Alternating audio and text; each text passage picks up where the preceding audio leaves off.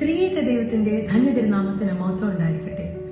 വിശുദ്ധ വേദപുസ്തകത്തിൽ പ്രതിപാദിച്ചിട്ടുള്ളതിലേക്കും അതിവിശിഷ്ട സ്വഭാവ ഗുണങ്ങളോടുകൂടിയ ഒരു വ്യക്തിയാണ് അമ്മ മറിയം എന്ന് നമുക്ക് നിസ്സംശയം പറയാം. ദൈവത്താൽ തിരഞ്ഞെടുക്കപ്പെട്ടവളായ മറിയം ദൈവപുത്രനെ തന്റെ ഉദരത്തിൽ വഹിച്ചത് അവളുടെ പ്രതിഷ്ഠാ ജീവിതവും സ്വഭാവവും വ്യക്തമാക്കുന്നതാണ്. വിശുദ്ധ സഭയുടെ പ്രതീകമാണ് മറിയം. അതുകൊണ്ട് തന്നെ പല സാദൃശ്യങ്ങളും സമാനതകളും വേദപുസ്തക അടിസ്ഥാനത്തിൽ പറഞ്ഞ് ദൈവമാതാവിനെ സഭ പാടിപ്പുകഴ്ത്തുന്നു.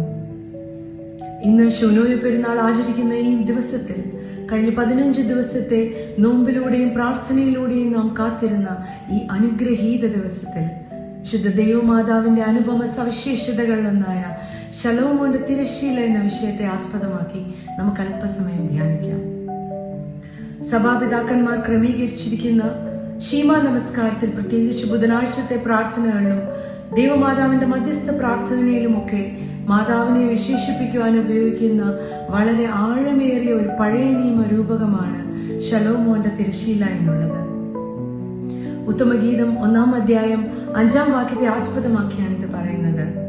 പ്രവാചകൻ ഇപ്രകാരം പറയുന്നു: യെരൂശലേം പുത്രിമാരെ, ഞാൻ കറുത്തതെങ്കിലും കേദാറിലെ കൂടാരങ്ങൾ പോലെയും ശലോമോന്റെ തിരശ്ശീലകൾ പോലെയും അഴകുള്ളവളാകുന്നു. ശലോമോൻ രാജാവ് നിർമ്മിച്ച പ്രൗഢഗംഭീരമായ ദേവാലയത്തിൽ സർവശക്തനായ ദൈവത്തിന്റെ സാന്നിധ്യം വസിച്ചിരുന്ന ആ വിശുദ്ധ സ്ഥലത്തെ മറച്ചിരുന്ന തിരശ്ശീല അതീവ പരിശുദ്ധമായിരുന്നു. സഭാപിതാക്കന്മാർ മാതാവിലേക്ക് നോക്കിയപ്പോൾ കണ്ടത് ഈ തിരശ്ശീലയെയാണ്. കേദാറിലെ കൂടാരങ്ങൾ കറുത്ത ആട്ടിൻകുട്ടിയുടെ രോമം കൊണ്ട് നിർമ്മിക്കപ്പെട്ടതായിരുന്നു. പുറമേ നോക്കുമ്പോൾ ഭംഗിയില്ലാത്ത കറുത്ത കൂടാരങ്ങളായിരുന്നു അത്. കേദാറിലെ കൂടാരങ്ങൾ പോലെ ദൈവമാതാവ് സാധാരണക്കാരിയായ ഒരു ഗ്രാമീണ കന്യകയായിരുന്നു. ഉള്ളിലോ ദൈവകൃപയാൽ പൂർണ്ണമായി അലങ്കരിക്കപ്പെട്ടവളായിരുന്നു. ശലോമോന്റെ തിരശ്ശീല ദൈവിക സാന്നിധ്യത്തെ മറിച്ചതുപോലെ സാക്ഷാൽ ദൈവപുത്രനെ തന്റെ ഉദരത്തിൽ വഹിച്ച് ദൈവിക രഹസ്യത്തിന്റെ തിരശ്ശീലയായി മാതാവ് മാറി. ഇന്ന് ശൂനോയോ പെരുന്നാൾ ആചരിക്കുന്ന ഈ അനുഗ്രഹീത ദിവസത്തിൽ വിശുദ്ധ ദൈവമാതാവ് നമ്മെ ഓർമ്മിപ്പിക്കുന്നത് ബാഹ്യമായ സൗന്ദര്യങ്ങളെക്കാൾ ആന്തരിക വിശുദ്ധിയാണ് ദൈവത്തിന് പ്രിയങ്കരം എന്നുള്ളതാണ്.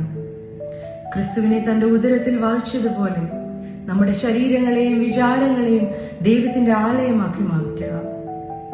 ദൈവമാതാവിനോടുള്ള മധ്യസ്ഥ പ്രാർത്ഥനയുടെ എപ്പോയിൽ നാം പാടുന്നുണ്ട്: മന്ന നിക്ഷേപിത ചെപ്പും മുളപൂണ്ടോർ അഹറോൻ വടിയും ഉൾക്കൊണ്ടൊരു നിയമപ്പെട്ടി ശ്ലീമോൻ തൻ റൂമാലുമിവ. ശലോമോന്റെ റൂമാല് പോലെ ദൈവിക മഹിമയും സാന്നിധ്യത്തെയും മറച്ചുവെച്ച് ലോകത്തിന് വെളിപ്പെടുത്തിയ ദൈവമാതാവിന്റെ മധ്യസ്ഥത നമുക്ക് കാവലും കോട്ടയുമായിരിക്കട്ടെ. ഈ കഴിഞ്ഞ 15 ദിവസത്തിൽ സഭാപിതാക്കന്മാർ ദൈവമാതാവിന് നൽകിയ പ്രാധാന്യത്തെ നമ്മൾ മനസ്സിലാക്കി. ദൈവമാതാവിന്റെ മധ്യസ്ഥതയിൽ അഭയം പ്രാപിച്ച് നമ്മുടെ ജീവിതത്തെ ക്രമീകരിക്കുവാൻ നമുക്ക് സാധിക്കട്ടെ. അതിന് ദൈവത്തിന്റെ പരിശുദ്ധാത്മാവ് നമ്മെ സഹായിക്കട്ടെ എന്ന് പ്രാർത്ഥിച്ചുകൊണ്ട് ഞാൻ എൻ്റെ വാക്കുകളെ ചുരുക്കുന്നു.